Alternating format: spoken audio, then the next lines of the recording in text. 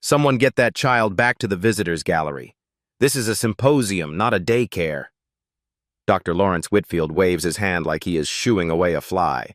He does not even look at the small black boy standing at the microphone. Did no one check credentials at the door? This forum is for serious researchers, not children playing mathematicians. A few people in the audience laugh. The boy's papers slip from his hands and scatter across the stage. I'm sorry, sir. I have a presentation scheduled, number 47. His voice shakes. Quiet, polite, the kind of voice that has learned to make itself smaller. Presentation? From Booker T. Washington Elementary? Whitfield squints at his tablet. Is this some kind of outreach program? More laughter now. The boy's face burns. What none of them know is that this terrified 10-year-old has just done something impossible, something no mathematician on Earth has managed in 30 years. His name is Elijah Brooks, 10 years old. Thick glasses that slide down his nose, a button-up shirt 2 sizes too big, borrowed from his cousin for today. Right now, he wants to disappear. The annual New England Youth Mathematics Symposium. Boston Convention Center. 3 days of presentations where the brightest young minds showcase their work. Except the bright young minds here all have a certain look, a certain background. Phillips Exeter Academy, Milton Academy, Boston Latin School, the kind of schools with Olympic-sized swimming pools and robotics labs that cost more than Elijah's entire school building. Elijah goes to Booker T. Washington Elementary in Roxbury. No advanced math program, no competition math team, just library books and YouTube videos and a notebook he bought with his own birthday money. Dr. Lawrence Whitfield sits at the judge's table like a king on a throne. 58 years old, tenured professor at MIT, department head. His signature is worth millions in research grants. One word from him can launch a career or end it before it starts. He has decided Elijah does not belong here. And he is not the only one. Excuse me, son. Are you lost? That was the security guard at the entrance, 3 different times. Each time, Elijah showed his registration badge. Each time, the guard looked surprised, skeptical. In the bathroom, 2 boys from Phillips Exeter stood at the sinks in their tailored blazers. Did you see that kid in the waiting room? What's he even doing here? Probably some diversity thing. You know how they are now. They did not bother to lower their voices. Elijah stayed in the stall until they left. The symposium runs on an unspoken hierarchy. At the top, students from families where both parents have PhDs, where dinner conversation includes words like topology and eigenvalues, where summer means math camps at Stanford or MIT, not watching your little sister while your mom works double shifts. Elijah is presenting on the Hartwell conjecture, a problem that has haunted mathematicians since 1987. Dr. James Hartwell, a British mathematician, asked a simple question about coloring infinite graphs. Can you color any planar graph with 4 colors so that no 2 connected regions share the same color even when the graph extends infinitely? It sounds simple. It is not. For 38 years, hundreds of mathematicians have tried to solve it. Doctoral students have built entire dissertations around failed attempts. Tenured professors have published papers proposing solutions, only to have them torn apart by peer review. The Hartwell conjecture sits in that special category of problems that are easy to understand but impossible to solve. Dr. Whitfield himself has spent 3 decades chasing it. 7 published papers. Dozens of conference presentations, millions in research funding. He has not solved it either. Elijah does not know this yet, but 6 months ago, he found something. A pattern. A way of looking at the problem that no one else had tried. He spent his lunch periods in the library, filling page after page with colored pencil drawings of graphs. Testing. Checking. Following the logic wherever it led. He thought he found an interesting observation. Something worth sharing. He had no idea he had actually solved it. Back in Roxbury, 40 people crowd around a projection screen at the community math center. Kids from the neighborhood. Parents who took off work. Dr. Sarah Okonkwo, who runs the center and who convinced Elijah to submit his work to the symposium in the first place. She sits in the front row, hands clasped tight. On the screen, they watch Elijah standing frozen on that stage while Whitfield dismisses him like trash. A little girl, maybe 7 years old, tugs on Dr. Okonkwo's sleeve. Why is that man being mean to Elijah? Dr. Okonkwo does not have a good answer. Not one 7-year-old would understand. Not one that would not break something inside that little girl's hope. Sometimes people make mistakes about other people, she says quietly. But Elijah is about to show them how wrong they are. She hopes she is right. She hopes they give him the chance. Back on that stage, Elijah bends down to gather his scattered papers. His hands shake so badly he drops them twice. 800 people watch him scramble on his knees. Some look uncomfortable. Most look away. Dr. Whitfield checks his watch, sighs like this is all a waste of his valuable time. What none of them understand yet is that the next 5 minutes will change everything. Elijah finally gathers his papers, stands. His legs feel like water. "Young man," Whitfield's voice cuts through the murmurs. "This forum is for original mathematical research. Do you understand what that means?" "Yes, sir." Elijah's voice is barely audible. "I have observations on the Hartwell conjecture. The one about planar graph colorings." The room goes still. Several judges lean forward. The Hartwell conjecture is legendary in mathematics. Unsolved for nearly 4 decades. The kind of problem that makes careers or breaks them. Whitfield's smile does not reach his eyes. "The Hartwell conjecture, I see." He exchanges glances with the judge beside him. "Son, doctoral students have attempted that problem. Tenured professors at the world's best universities have failed at it. Are you telling me you've solved it?"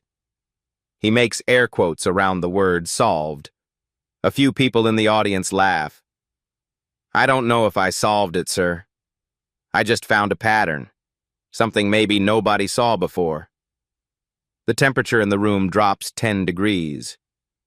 "A pattern I didn't see." Whitfield leans back in his chair. "How interesting."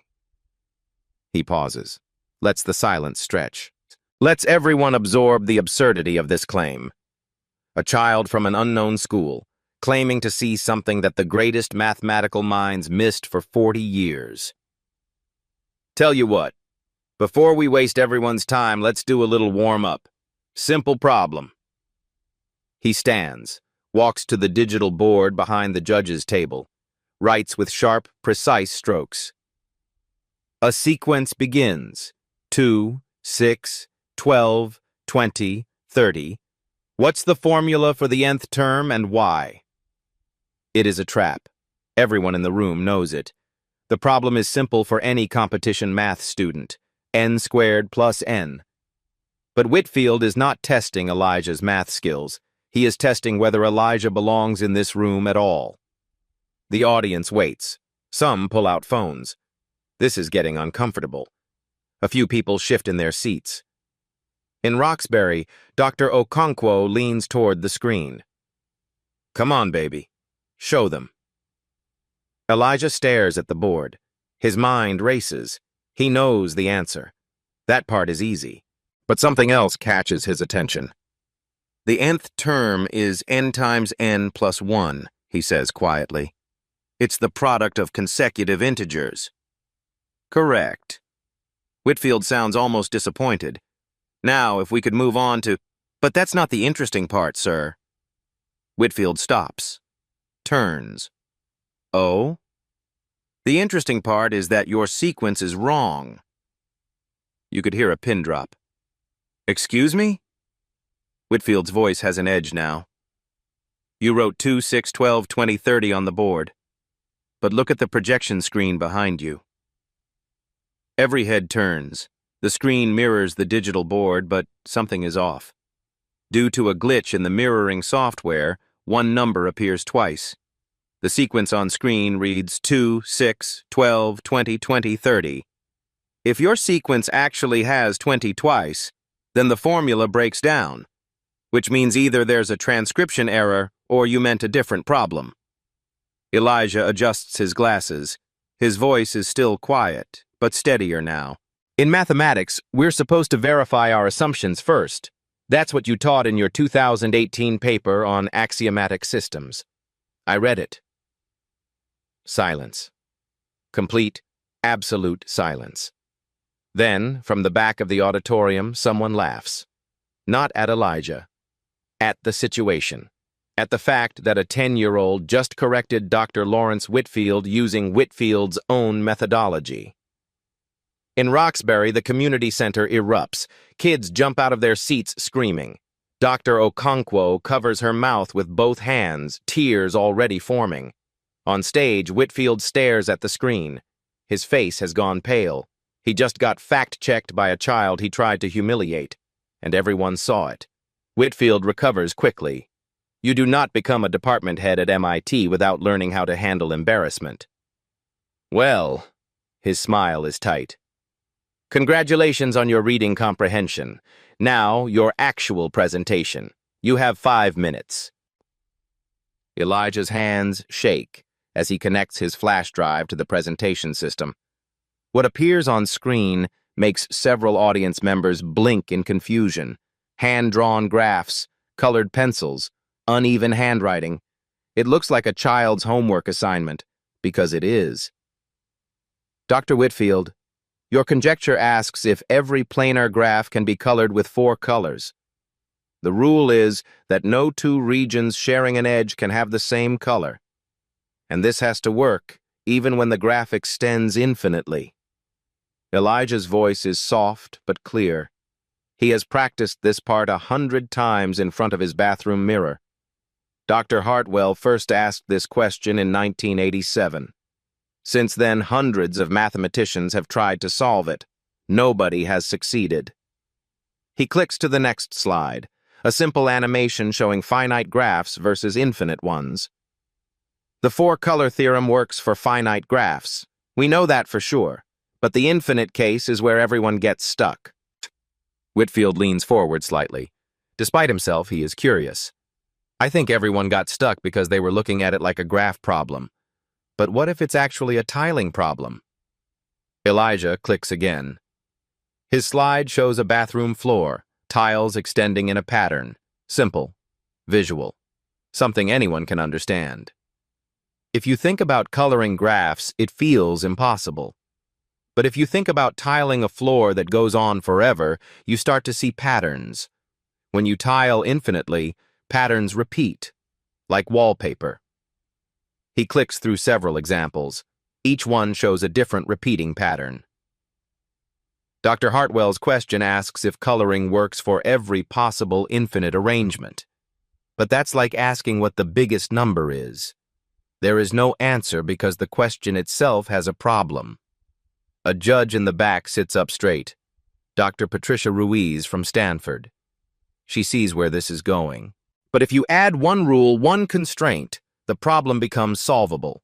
If you only look at periodic tilings that repeat in a pattern, then 4 colors always work. And I can prove why. Whitfield's jaw tightens. Wait. You're saying the conjecture as originally stated is ill-posed? I think so, yes, sir. The question is too broad to answer, but with the periodicity condition added, then I can show 4 colors that always work. I have proof. The room erupts in whispers. Judges lean toward each other. Audience members who are mathematicians pull out tablets, already trying to check Elijah's logic. In Roxbury, Dr. Okonkwo grips the armrest of her chair so hard her knuckles turn white. "That's my boy," she whispers. "That's my boy." But Whitfield is not done. Interesting, truly. He stands, walks to the board. But you're making a classical student error. You're confusing sufficiency with necessity. Just because periodic tilings work doesn't mean the general case is impossible. He draws quickly. A complex graph with dozens of nodes and edges. His hand moves with the confidence of someone who has done this 10,000 times. Here, this infinite graph is non-periodic. By your logic, it should fail the four-color test. But watch. He begins coloring the graph. Blue, red, yellow, green. His movements are precise, practiced. He is showing off now, demonstrating his expertise in front of the audience. You see? 4 colors, non-periodic graph. Your argument collapses. Several people nod. It looks like Elijah's presentation just fell apart. Elijah stares at the board. His face goes pale. 800 people watch him. 50,000 more on the live stream, all waiting to see him break. This is the moment where most kids would give up, would apologize, would slink off stage and never try again. The silence stretches. 5 seconds. 10. 15. Then Elijah speaks, so quietly that people in the back lean forward to hear. Dr. Whitfield, can you zoom in on the top right corner of your graph? Whitfield's hand freezes. Why? Because you made the same mistake I made in my first draft. Node 47 and node 52. They're both colored blue, and they share an edge. Your counterexample is wrong. The room explodes. Judges rush to the screen. Whitfield zooms in with shaking hands. And there it is, clear as day. 2 adjacent nodes, both blue, connected by an edge. Elijah is right. Dr. Samuel Brooks from Harvard stands up to get a better look. He is a black professor, one of only a handful in the top mathematics departments. He knows exactly what it costs to be right in rooms like this. He's correct, Brooks says loudly. Nodes 47 and 52, same color, adjacent. The counterexample fails. Whitfield stares at the screen like it betrayed him. His face cycles through confusion, then realization, then something close to panic. That's a drafting error. I drew this too quickly. I know, sir. Elijah's voice is gentle. That's why I use colored pencils, so I can check my work. He holds up his notebook. Pages and pages of hand-drawn graphs. Each one is carefully colored, each one checked and rechecked. Dr. Ruiz stands now. Elijah, how many nodes were in Dr. Whitfield's graph? 63. And you spotted the error without zooming in? Yes, ma'am. I have good eyes. He adjusts his thick glasses. A few people laugh. Not at him. With him. The tension breaks just slightly. But what just happened is not funny. Elijah Brooks, 10 years old, just held a graph of 63 nodes in his head, analyzed it in real time, found a single error among hundreds of possible connections. That is not normal. That is savant-level spatial reasoning, the kind of talent that comes along once in a generation. Whitfield is no longer in control of this room. The question is no longer whether Elijah belongs here. The question now is something far more dangerous. What if this child is right? What if he actually solved it? This is highly irregular. Whitfield's voice cuts through the murmurs. So is publicly humiliating a child before he's even spoken. The words come from Dr. Ruiz, sharp, clear, loud enough for everyone to hear. The audience gasps.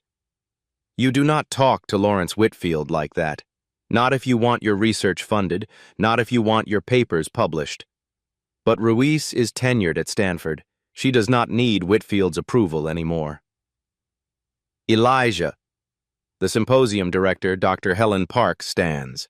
She is 60-something, gray hair pulled back tight, the kind of woman who does not waste words.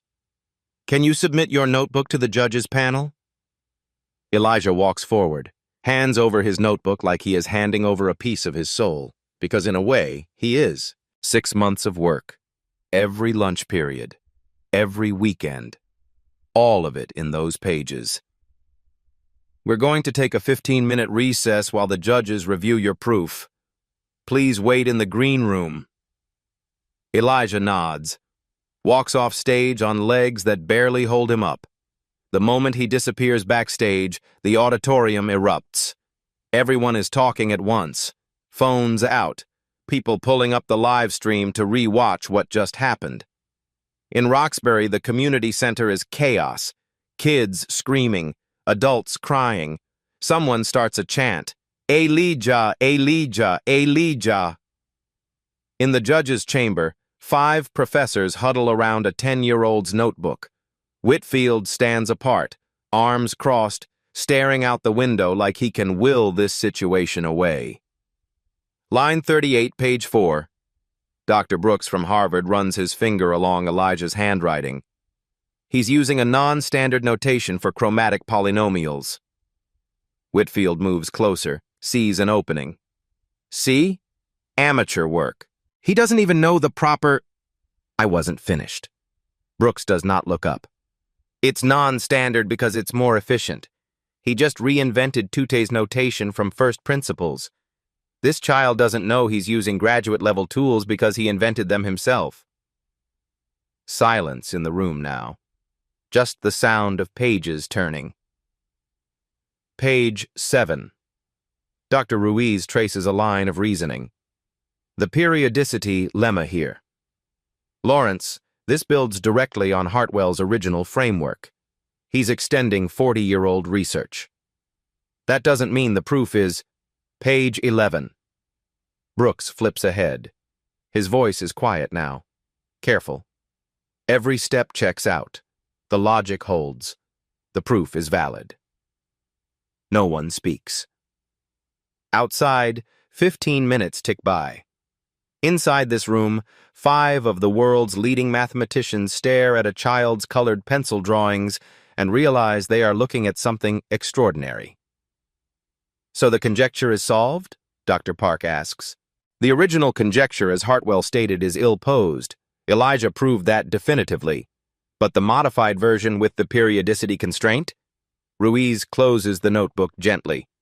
Yes, solved. Whitfield's voice shakes when he speaks. We need peer review. External validation. This is a child with a notebook. We cannot simply... Lawrence. Brooks turns to face him. They have known each other for 30 years. Brooks was Whitfield's teaching assistant once, back when they were both young and hungry and believed mathematics was pure. The math doesn't care that he's a child. You taught me that, remember? Whitfield has no answer. What can he say? That he does not want it to be true? That he spent 30 years chasing this problem, and a 10-year-old from Roxbury beat him to it? They return to the auditorium. The crowd falls silent instantly. Ladies and gentlemen, Dr. Park's voice echoes. After review, the judges panel has determined that Elijah Brooks's proof requires further examination by external experts. However, our preliminary assessment suggests the work is highly credible. Applause starts, builds. People are standing now. Whitfield sits motionless in his chair. Due to the significance of this development, we are invoking Rule 47 of the Symposium Charter. The rule appears on the screen behind her. In cases of exceptional discovery, the presenter may be invited to defend their work in front of the full academic assembly. Elijah, would you be willing to present your proof in detail tomorrow morning, with questions and answer from the full conference faculty? In the green room, Elijah watches on a monitor. His face drains of color. Tomorrow is the professional track, real mathematicians, doctoral candidates, postdocs, not students. If he says yes, he will stand in front of 600 experts and defend his work against people who have spent decades studying this problem. If he succeeds, he will be the youngest person to solve an open problem in modern mathematics history. If he fails, the entire world will watch him fall apart. His phone buzzes. Dr. Okonkwo. You can say no. No one will think less of you. His thumbs hover over the keyboard. Then he types back. Will Dr. Whitfield have to apologize if I'm right? The response comes instantly, in front of everyone. Elijah takes a breath, walks back onto the stage. Yes, ma'am. I'll do it. The crowd roars. But Elijah is not looking at them. He is looking at Whitfield. And Whitfield is looking back. 14 hours. That is how long Elijah has to prepare for the most important presentation of his life. 7 p.m. Community Math Center, Roxbury. Dr. Okonkwo sits across from Elijah at a scratched-up table. Between them, his notebook lies open. She is not being gentle tonight. There is no time for gentle. What if they ask about non-Hausdorff topologies? Elijah blinks. I don't know what that means. Then we learn it. Right now. She pulls out a textbook. They have 12 hours to fill the gaps in Elijah's knowledge. 12 hours to prepare him for questions from people who have spent lifetimes studying mathematics. 8:30 p.m. Video call on a borrowed laptop. Dr. Brooks from Harvard appears on screen. Behind him, shelves full of mathematics texts. His office at midnight looks the same as most people's offices at noon. He does not sleep much. Elijah, they're going to test whether you understand or whether you memorized. Know the difference. For the next hour, Brooks runs Socratic questioning, not giving answers, forcing Elijah to find them himself. It is brutal. It is necessary. Explain the periodicity constraint in 3 different ways. Elijah stumbles on the second explanation. Recovers. Finds his footing. By the third explanation, his voice is steady. Good, Brooks says. That's how you know you understand something, when you can teach it differently each time. 9 p.m. Elijah's kitchen table. His grandmother sets down a plate, macaroni and cheese, his favorite, made the way she has made it since he was old enough to sit in a high chair. Baby, why are you doing this? You already showed them you're smart. Elijah pushes the food around his plate. He is not hungry. His stomach has been in knots since this afternoon. Because Dr. Whitfield said I don't belong there, Grandma.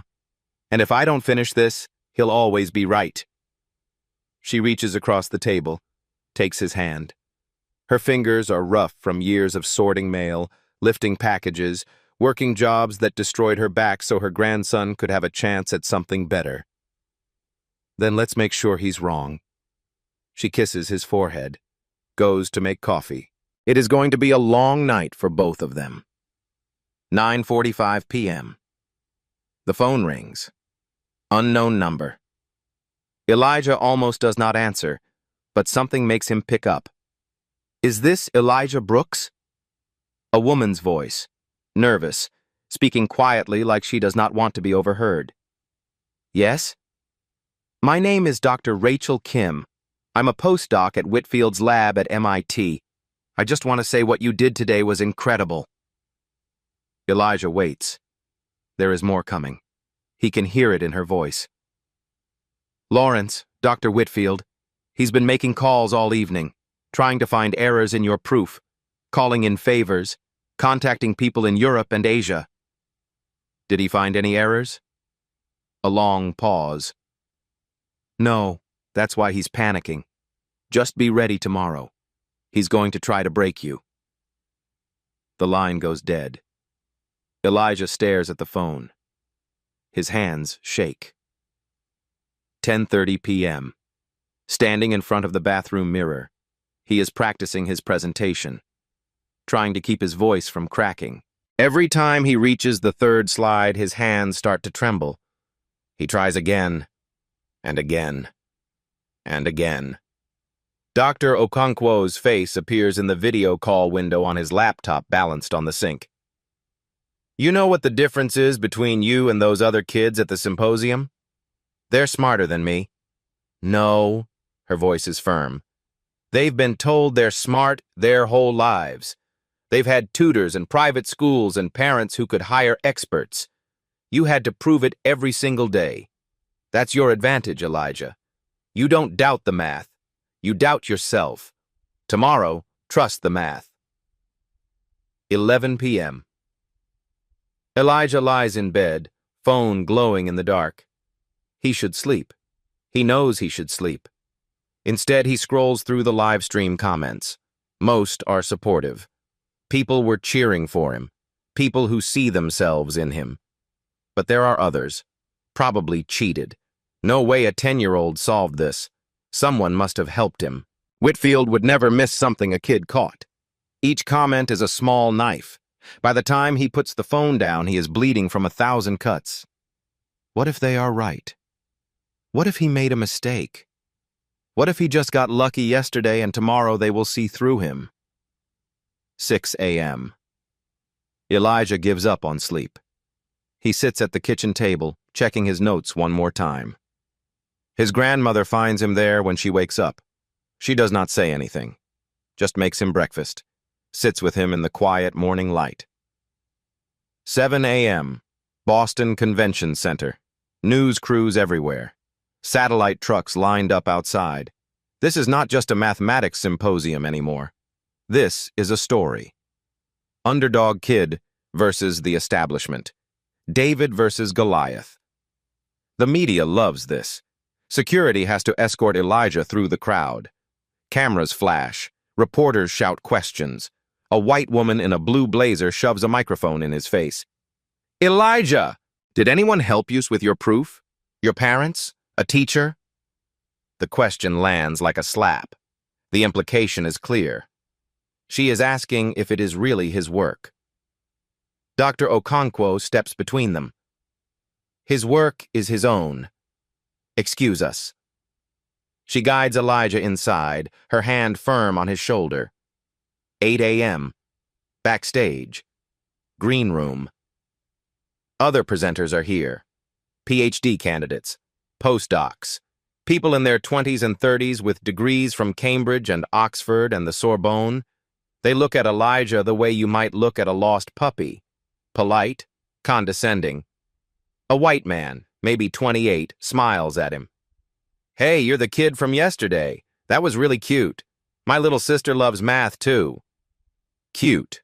Not brilliant. Not impressive. Cute. 8:30 a.m. Judge's briefing. Dr. Park explains the rules. 20-minute presentation. 40 minutes of question and answer. Any judge can interrupt at any time with questions. The panel has expanded. 12 judges now instead of 5. Several flown in overnight from other universities. Princeton, Berkeley, Cambridge, and England. These are not people who flew across an ocean for something cute. Whitfield is still on the panel. Conflict of interest? Yes. But he is one of the world's leading experts on the Hartwell conjecture. His presence is unavoidable. 8:45 a.m. Hallway outside the green room. Elijah turns a corner and nearly walks into Whitfield. They stand there, just the two of them, no cameras, no audience. Elijah. Whitfield's voice is different here, quieter, almost gentle. Last chance. I spoke with colleagues overnight. Even if your proof is correct, you're going to be asked questions you cannot possibly answer. This isn't about math anymore.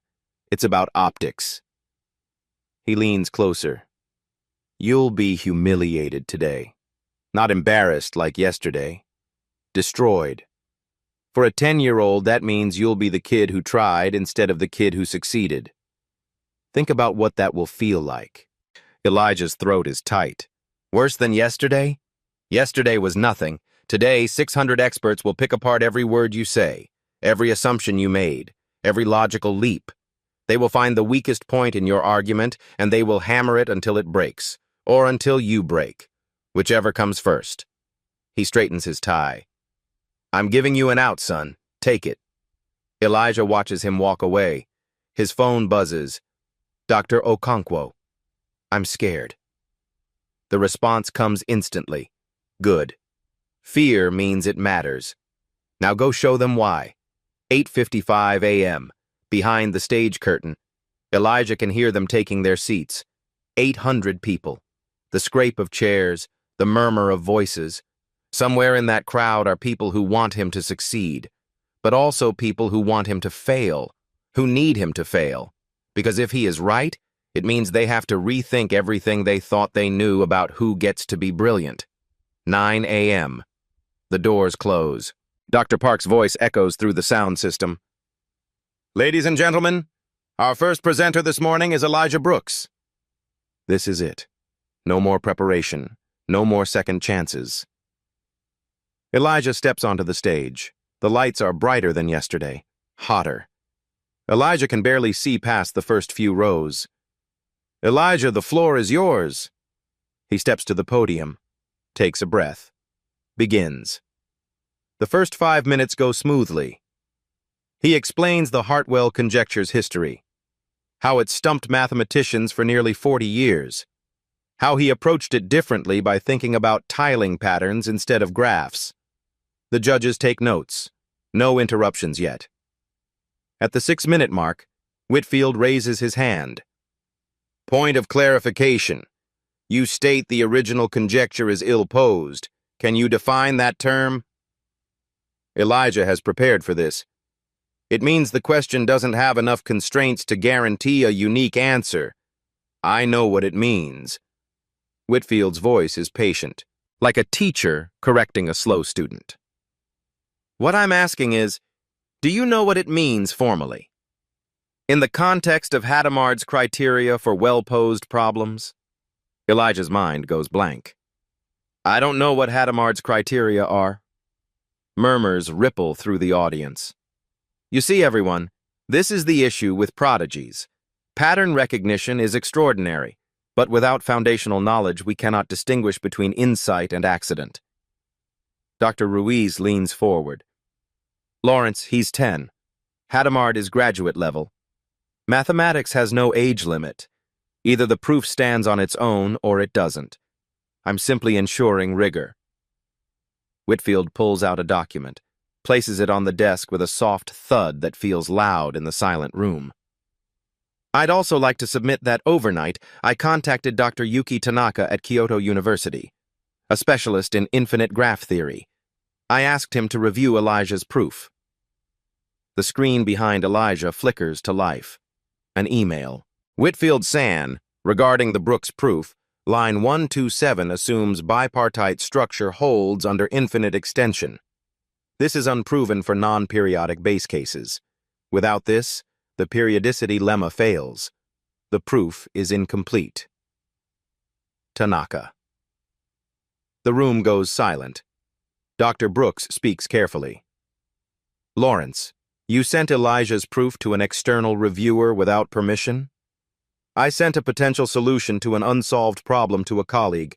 That's standard peer review. Dr. Park turns to Elijah. Do you understand the objection? Elijah's mouth is dry. He's saying I skipped a step? Not skipped, assumed. Whitfield walks toward the board. You assumed something that requires proof. Your argument is circular. You used your conclusion to prove your conclusion. In mathematics, circular reasoning is death. Elijah stares at the screen, line 127, his own handwriting projected 10 feet high. He thought he had checked everything. In Roxbury, Dr. Okonkwo grips the armrests. Her knuckles turn white.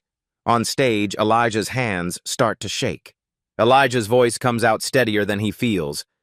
Can I see the line he's talking about? They project his notebook. Page 8, line 127. His own handwriting fills the screen. He reads it once, twice, his mind racing through logic he built 4 months ago. The silence stretches. 10 seconds. 20. Then Elijah looks up. Dr. Tanaka is right. That line is wrong. The audience gasps. In Roxbury, someone starts crying. Whitfield tries not to smile. Well, there we have it.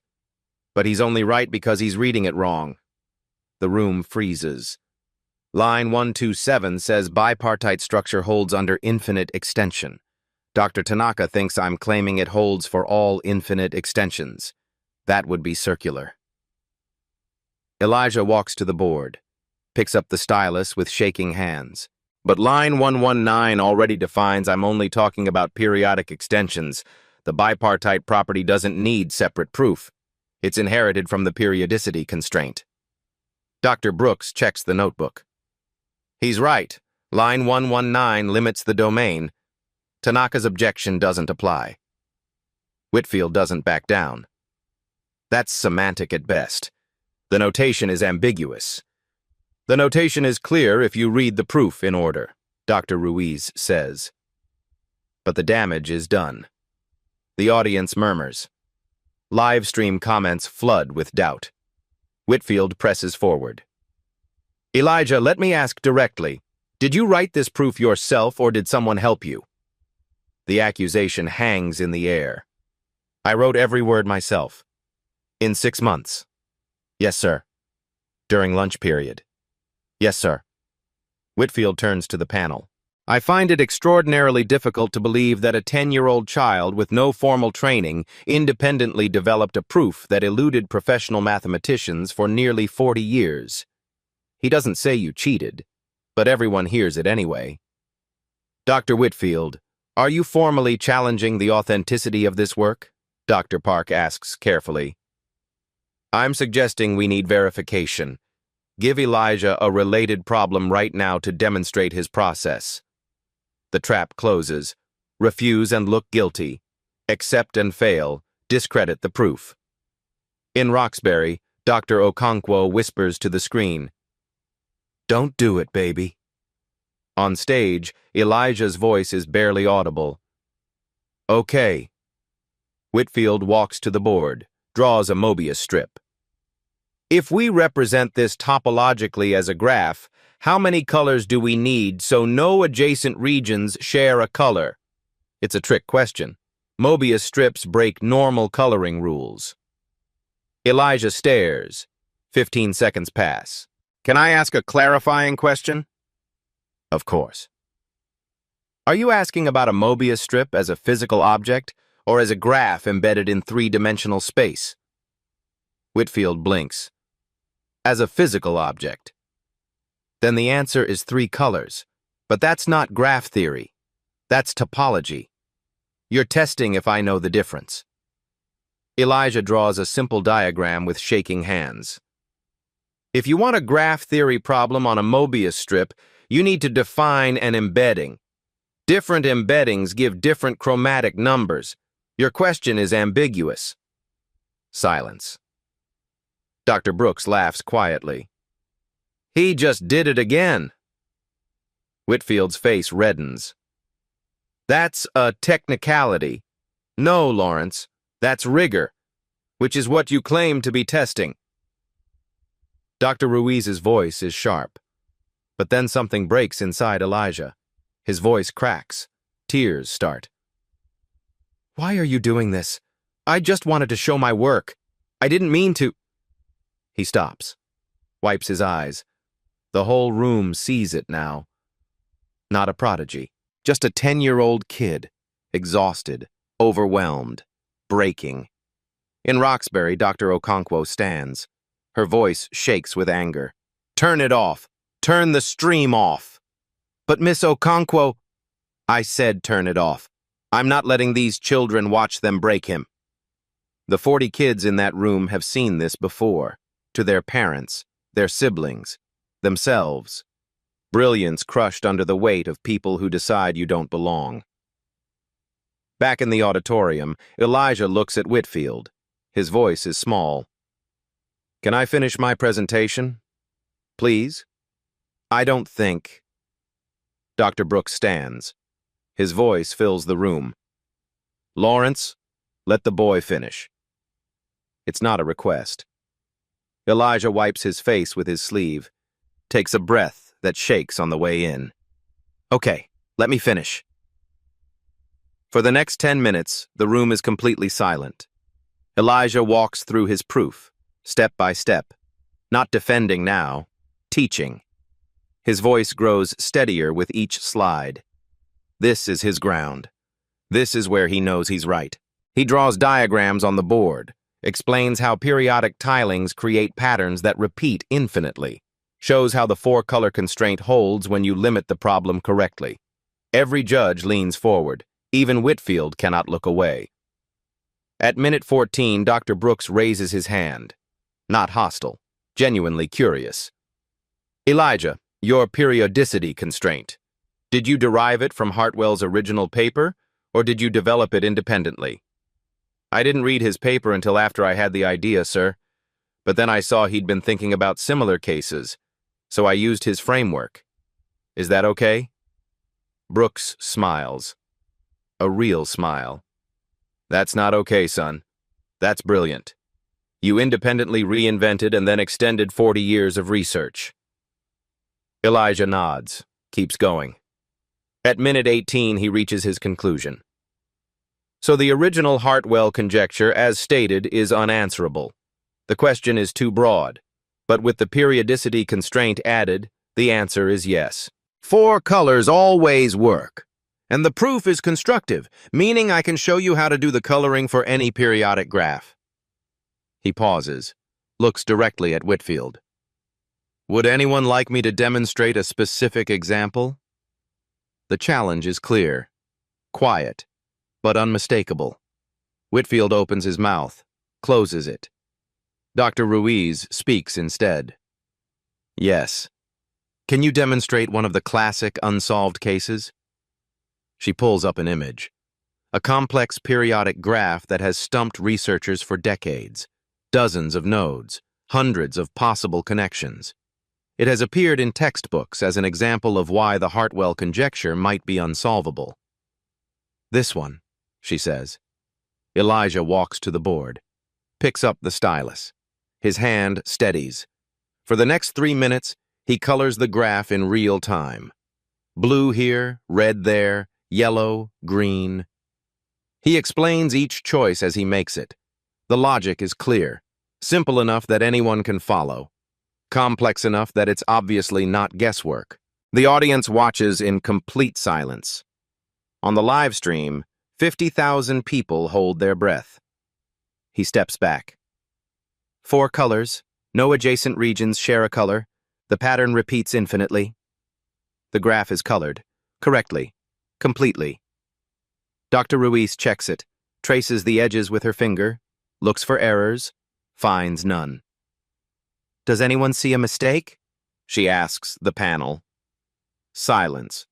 Judges check, recheck. Dr. Brooks speaks quietly. No errors. The solution is valid. The room explodes. Standing ovation. People on their feet, cheering. Some were crying. But Elijah is not done. He turns to face Whitfield. His voice is still quiet, but everyone hears it. Dr. Whitfield, can I ask you a question now? Whitfield's jaw tightens.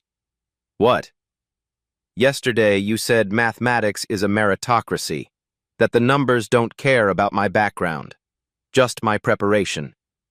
I said that, yes. So if the numbers don't care, why did you? Pin drops silence. Elijah's voice doesn't rise. Doesn't need to. You told me I didn't belong before I said a word. You tested me on problems that had nothing to do with my proof. You sent my work to someone else to find errors. You asked if someone helped me write it. His eyes are still wet, but his voice is steady. You did all that because you decided who I was before you looked at my math. So I don't think mathematics is a meritocracy. I think you don't want it to be. Nobody moves. Nobody breathes. In Roxbury, the community center is completely silent. 40 kids and 20 adults frozen, staring at the screen. Elijah Brooks, age 10, just named the thing everyone knew but nobody said. Whitfield stands. His chair scrapes loud in the silence. You're out of line. Dr. Brooks stands too. His voice rings through the auditorium. No, Lawrence, he's exactly on line. You've spent this entire symposium trying to prove Elijah didn't belong. He just proved you don't believe in the meritocracy you built your career on. Dr. Ruiz stands. Then another judge. Then another. The proof is valid, Ruiz says. The solution is correct, and the way this child has been treated in the last 24 hours is a disgrace to this institution. Dr. Park looks at Whitfield. Dr. Whitfield, as symposium founder, you have a responsibility here. Everyone waits. 800 people in the auditorium. 50,000 on the stream. News cameras recording every second. If Whitfield refuses to acknowledge Elijah now, his career ends in public disgrace. If he acknowledges him, his ego dies. The silence stretches. 10 seconds. 20. 30. Whitfield's voice comes out barely above a whisper. Your proof is correct. Elijah doesn't move. I'm sorry, I couldn't hear you. It's not cruelty. It's a necessity. The room needs to hear this. The world needs to hear this. Whitfield's face cycles through emotions, anger, humiliation, something that might be shame. Each word comes out like he's pulling his own teeth. Your proof is correct. You solved the conjecture. I was wrong. The room explodes. Standing ovation, thunderous applause. People are shouting. In Roxbury, the community center erupts. Kids screaming, jumping, crying. Dr. Okonkwo covers her face with both hands. Tears stream between her fingers. That's my student, she sobs. That's my student! On stage, Elijah stands in the noise, tears running down his face, not moving, like he can't quite believe it's real. The status flip is complete. Whitfield is no longer the authority. Elijah is no longer the outsider. The entire power structure has inverted in front of the world. But then Elijah does something nobody expects. He walks toward Whitfield, slowly. The crowd quiets, watching. He stops in front of the man who tried to destroy him, extends his hand. Dr. Whitfield, thank you for the symposium. Without this forum, I wouldn't have had a place to share this. Whitfield stares at the offered hand. Cameras flash. This moment will be on the front page of every science journal in the world. He has no choice. He takes Elijah's hand. They shake. The photograph captures it perfectly. The renowned professor and the 10-year-old who beat him. The old guard and the new.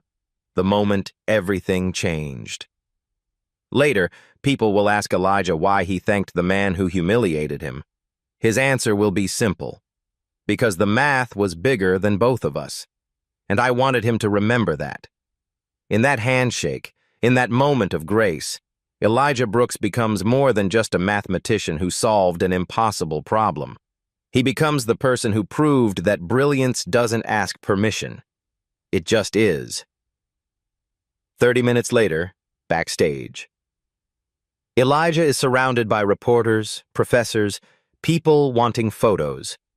His face hurts from smiling. Dr. Park approaches with an envelope. Elijah, there's something you should know. She opens it. Inside, a letter. Inside, a official symposium letterhead. She reads aloud. Dear Symposium Committee, I am writing to recommend a student for this year's Emerging Minds Award. His name is Elijah Brooks. She stops. This was written last week, before your presentation. Who wrote it?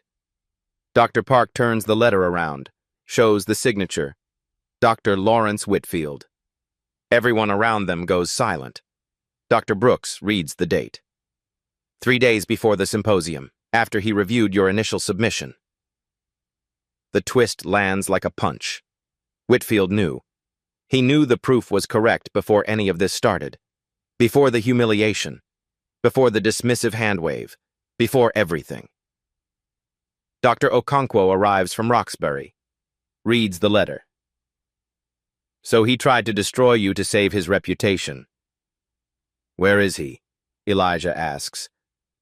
They find Whitfield in a side hallway, alone, packing his briefcase. Elijah approaches. Whitfield doesn't look up. I suppose you want an apology. I want to know why you wrote that letter. Whitfield stops. Long pause. Then he looks at Elijah. Because when I read your proof, it reminded me why I fell in love with mathematics. Before egos, before politics, just the beauty of a logical argument. His voice drops. Then I saw you on that stage. Everyone is looking at me. And I got scared. Scared that if you were right, I'd wasted 40 years chasing something a child figured out in 6 months. scared of what people would think. So I tried to make you smaller. His hands shake. I'm sorry. It's not a Hollywood redemption. It's messy. Human. I forgive you, Elijah says. Whitfield looks surprised. Why? Because I still want to learn from you. If you'll teach me. And that's the moment Elijah Brooks becomes not just a mathematician, but a great one. Because great mathematicians know math is bigger than ego. Always. 1 week later, headlines everywhere. Boston Globe, New York Times, Nature, Science. The Guardian in London. 10-year-old solves 40-year-old mathematical conjectures. Elijah appears on Good Morning America.